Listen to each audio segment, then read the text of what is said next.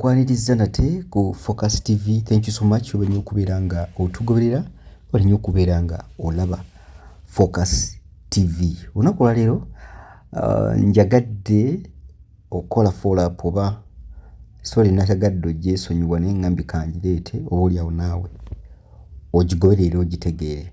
Omuvubuka ono video gy'olaba ya kansala omu side ze ye mukono parish bagiyita Katende, omwami afudde gwe bayita Kitata Henry Naggwano. Omwami oyo yaziikiddwa naye okufa kwe kubaddemuko ebintu bingi ebyewuunyisa, ebintu bingi ebitali bya bulijjo bingenda okuba nga nkusharingira mu video eno. Abantu omuli taata we, abooluganda, ab'emikwano, biki bamwogeddeko omugenzi ono nga tannafa, biki ebyabaddewo, naye nga kijjukirwe nti bwe babadde bagenda okulayira wabaddewo okusuubirwa nti ayinza okuweebwa obwa sipiika nga balina munne gwe bali naye mu mbiranyi okuwangula ekifo kino eky'obwa sipiika. Era mu kumuleeta yabadde mulwadde ekitamusobozesezza kulwawo nnyo, lwamaze okukuba ebirayiro bye n'avaawo. Naye omu kwe yayogeddeko naye mugambye bannange tukkirize eky'obwa sipiika kigaanyi.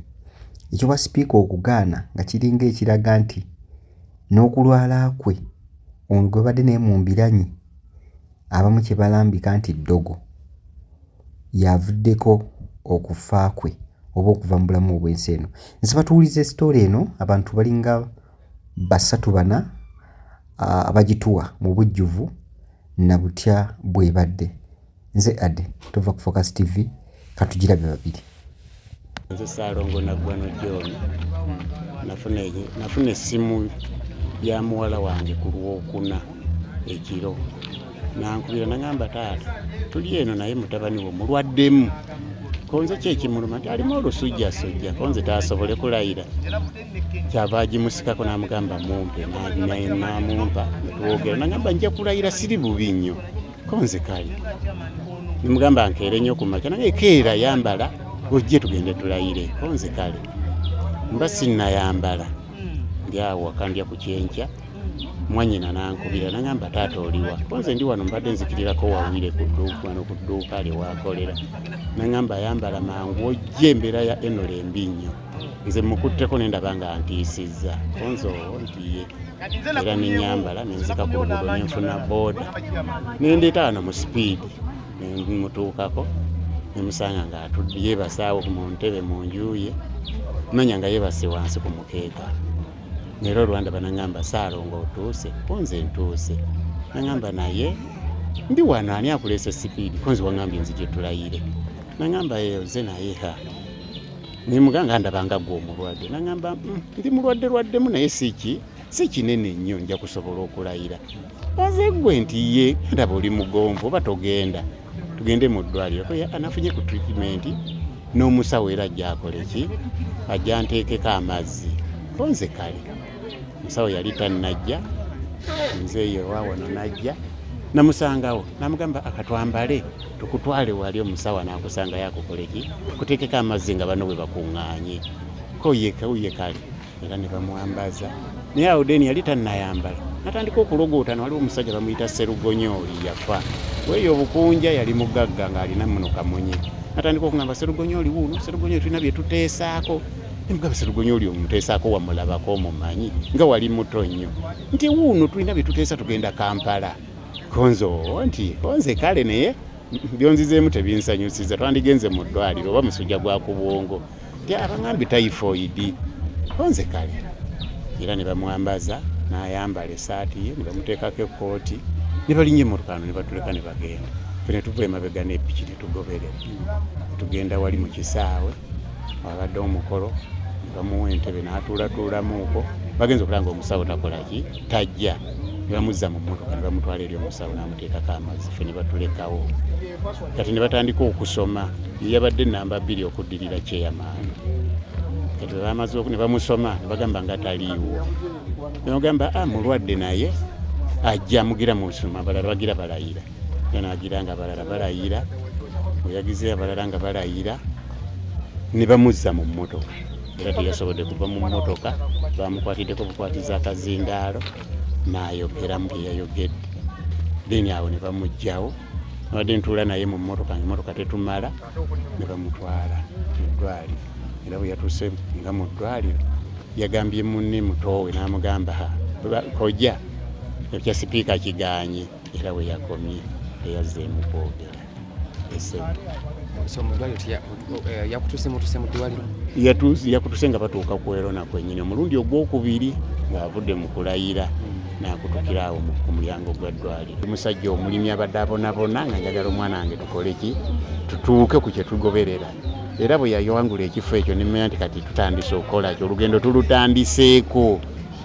Naye kati lwakomye mu kkubo, Mukama n'asalawo bw'atyo n'amutwala.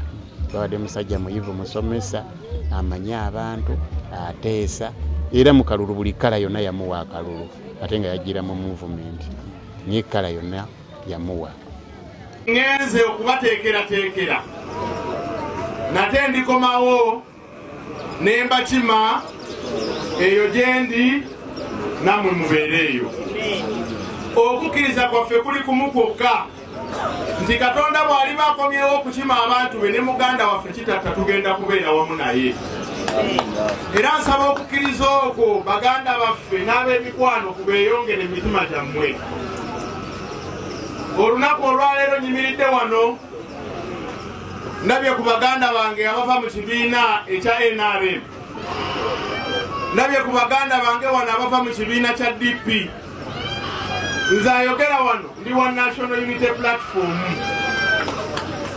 Naye Kitatta ffenna tulese ebibiina byaffe, ne tuleka amadiini gaffe, ne tuleka kabira zaffe, ne tugamba katugende tulekere muganda waffe. Kitegeeza Kitatta abadde musajja agatta abantu bonna ewatali kusosola. N'olw'ensonga eyo nsaba bassebo ne bannyabo abali wano, kino kibeere ekyokuyiga eri ffenna. Ti naawe bw'oliba ogenze ne b'otakkiriziganya nabo mu ndowooza bajjanga ne bakukyalira olw'emirimu gye babakolangamu. Nsaba Mukama Katonda ayinza byonna ayongere okubeeramu nammwe nga tugenda mu mbeera ey'okuwerekera muganda waffe ono. Tusaba atukulembere mu lugendo olwo. Naye ekisinga byonna eri abasigadde ffenna, naddala abalina akakwate ku muganda waffe, abasinga bwe tumala okuzika tugenda kutambula tugende. Naye nsaba Katonda ayinza byonna oyo ali waggulu alaba mitima gyammwe abasibe ekimyu kubanga yasinga byonna. Mu bweraliikirivu tuli mu kutya olw'ekifo ekyo kubanga tutunulira ennaku zino emirundi egisooka kati mirundi ebiri. Kansala eyasooka naye ali mu mbeera bweti n'akola ki, n'afa. Ne kansala azzeeko abadde ali mu prosesi y'okulayira era afudde. So abantu sikkiriza nti waliyo n'omuntu essaawa zino asobola okuvaayo okwesimba ku kifo ekyo. So tuli mu kutya bwa kansala bw'omuluka gw'e Katende. Kansala eyasooka yafuna accident ebumbajja nga yakatuulako emyezi 3 n'afa. Emyaka 5 nga Katende terina kansala, era abantu baadde basanyuse nnyo okufuna kansala Honorable Kitatta okujja okubaweereza. Naye ekyamazima teyasobodde, naye waati we yagendedde mu bbanga eggere kuba yadde yakamala okulayira, naye Mukama n'amujjulula. Era waliwo entiisa nnene nnyo ku muntu agenda okuvaayo okujja okwesimba ku muluka gw'e Katende, kuba buli omu ali kwebuuza ki ekiri awo. Saawa ya leero nze kennyini newoŋŋamba nti omuluka guno tugugasse, tukwagala ogutambuze, nange ngwegaana kuba nange ngutya. Lwaki kansala munnange, lwaki buli kansala gwe balondawo agenda? Nange mwenyini sina busobozi buguyimiryako tizize okugwesimbako. Kitatta mwankubira essimu ku lwokubiri wa wiikendi enyo gye tumalako, bwankubira essimu n'ambuuza akalulu kayimiridde katya, ne mugamba akalulu nze ku sayidi yange kanywevu era tukalina tukawangula, kuba obwongo bwonna bubadde kalulu nga bino ebyokufa tubisuubira. Wabula ku lwokusatu nenzamu ne mukubira ne mubuuza puroguramu y'okulwokuna wagitegeddeko, n'aŋŋamba nagitegedde, baatugaye tukayo ssaawa 3. Ne mugamba tukwate ebiseera tubeereyo, biyinza okwasibya ssaawa nnyingi tusobole okuddayo tukole emirimu gyaffe. Nti ye ntuuka Kitatta nze bukyanga tulondebwa, nze mbadde ntera okutuuka leeti neesituukangako Kitatta ne musookawo yabadde nga nsooka buli luutu. Naye ku olwo ntuuka ku lwokuna mbabuuza ne Kitatta aliwa, bangamba ali tetumanyi ali, naye alabika ajja. Nkuba ku ssimu ye, essimu etagikwata, nkuba essimu etagikwata. memba akawo wenabuuza bamuyita Honorable Kenneth ne mubuuza nangamba bankupiddeko bangambye ali mukubajje naye mbu mulwadde ye yakubira brother we ye yatwa tuli awo tuli na mu kanso nga kitattajje naye nga kitatta gutumanyi ne yayingira kanso kuwolu nga tuzze tukole program y'okulayira nga si kitatta nga afuukuuse ne mubuuza obadde ki nangamba munywanyi omusujja gunnuma nagamba omusujja gunnuma ne mubuuza afunye ku ddagala nga nafunye ku ddagala naye nja kuba bulungi mbuuza oli mu ddwaliro ddagala ki wafunye nangamba mbadde nkozesa kubukerenda naye bantaddeko drip ne mugamba kitatta va mu kuzanyira mu bulamu kikasa uguwa nti musujja genda kuba mbakena ga musujja gwa nsiri oba gwa typhoid dano okubeera ngukumira makerenda nangamba Honorable ngenda mu ddwaliro oluva wano kyetwakola ensobi kuleka kitatta nadda ekewaka kwana mulemerako nzo omukwa mulemerako era tumusaba muvuge ku pikipiki yange oba kuye nagaana ngamba nawe wazine pikipiki kate eyo ne mugamba agotofa nene alimirako nga akulaga mugumu era ne yevuga yenso yitwakola bwe yevuga muficho gena mu ddwaliro yadda waka kati ate jjo twagenza okucha ku makya nga ate n'okutambula tekyasobola ng'embeera mbi era simanyi nakumanya kubanga kitatta tulekedde ebibuuzo biririvu kwesaazi zino yabadde sipiika waffe ffe twali twamaze dumulonda twafunye ekikangabwa ky'amaanyi ate singa si kyekisoose katono kansala yakafa wakubiri ate nga bafa mu bintu ebitategeerekeka nti kansala yasooka pikipiki yamukuba amine emmotoka yamukuba ng'ayingira oluguudo naye ono ate kyasusse kitukubye enkyukwe ng'abakulembeze kitukubye enkyukwe ng'abatuuze kitukubye enkyukwe nga nakisunga ne mukono okutwaliza awamu nti omwana ono abadde mwana bwe tusubira mu bingi abadde mwana muyivu ng'asomesa secondary abadde mwana muwulize eri abatuuze eri abantu bonna abadde muntu w'abantu naye obuzibu we bwavudde nga ffe mu kulowooza kwaffe enkaayana zibaddewo eza speakership obwa sipiika bwaleese obuzibu nti kwabadde kayana kungi ate bivudde mabega naye byagenza okuwunzika ng'omwana tulaba agenda nze nganze kansala asobola okumulaba ku lunaku olwokuna omuntu gwe nakwogera naye ku mande ngenda kuddamu kumulaba omusajja ng'aweddewo era kyatukubye enkikwekola nti olunaku olwokutaano we twagenza okulayirira ng'omwana ayogera naye zagenza okubeera saa 7 ng'omwana takyategeerekeka olwo amaze okulayira bw'ati nassa omukono gw'enkomerero kitalo nnyo nze ku lwange nga kansala nsaasira abazadde be nsaasira abatuuze bonna babadde awangaala nabo nsaasira abaana babadde asomesa ku ssomero lye nsaasira nina kisunga ng'eggomola kubanga abadde mukulembeze wa nkizo nga ffe tumentali nga ffe ng'abafe abagenzegenzeeko nga tumanyi nti ayinza okuba makiriyo era eya paliamenti ya Mukono South naye mukama bwatyo kubanze kitata yabadde anzuukuse ewange saawa 12 Honorable Zuukuka oli ludda wa meeting ino jangu twogeremuko nowakugamba Honorable jangu twogere kubirako abantu otusabira akalulu nakubidde Honorable Kyeswa namusabyako nangamba wa ampagidde ne mugamba kati tukubire ono omukyalo waffe owawano ne mugamba kuba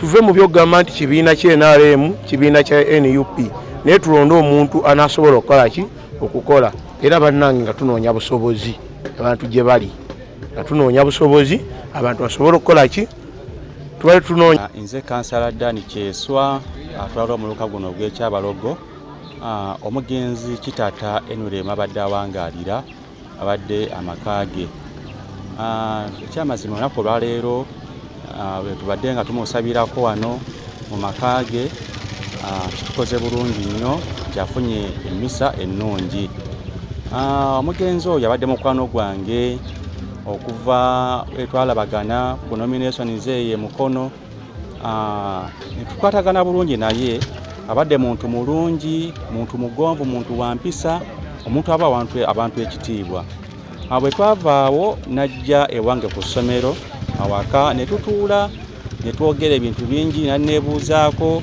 tinjagala kujja kwesiba okuba sipiika nambuuza nkoze ntya so ne munnyonnyola ne mugaba obuzibu obuli mu bwa sipiika n'obulungi obukirimu. So ne mugamba nti oweesimba okuba sipiika abantu banza otakuba akalulu ssanja kiddako okuba watona kyo bakoledde kye kisobola okuba nga kikukuba naye ekirungi kiba kikutunda mu bantu n'osobola okugenda ku kifo oba ekirala oba abantu bonna nga osobola okumalirira okuba nga osobola okwogera bulungi mu bantu.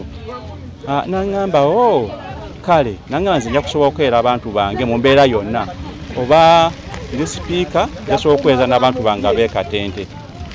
Nyamugamba kale ekiba nga kiri bwe kityo. So nengera mu maaso n'okumunyeza akalulu olw'embeera ze nalaba kyamazima nze ndi wa NUP naye mbadde nasazeewo ngene n'owa NRM olw'embeera ze yeeyisa nti muntu w'abantu, muntu mugonvu, muntu ayagalika, muntu ateeseka naye ng'ate muntu muyigirize bulungi, omuntu atya abantu, atya Katonda. Twali tumaze okukkaanya ku bwa sipiika era chairman ekyamazima naye yakirabye n'agamba nti ffenna tuwe kitatta akalulu. Era nga kitwagala tiwali abadde n'okumala okulayira tugende tulonde obanga mulwadde tutwale tujjamu akalulu nga mulwadde. Ne tugamba so yabadde abayisa yagamba awaddipi ave mu kalulu n'agamba abala bakaveemu akalulu oli n'alemeramu akalulu n'akalemeramu waddipi. Katubagamba nti obanga akalemeddemu tugende mu bokisi. Bokisi yeesalewo eyawule. So twagenze okuvaawo ate embeera kitatamba ate embeera yetabuse bweyatuviidde kubato ku maaso. So naye nga twanyuleddwa nnyo kubanga ekyamazima twasubiddwa abadde agenda okuba sipiika ow'amaanyi, sipiika ow'amazima asobola okuteesa, ayagala abantu, ayagala kanso okutambula obulungi ate nga ayagaliza ekitundu. Kusubscribinga ku Focus TV yange bingi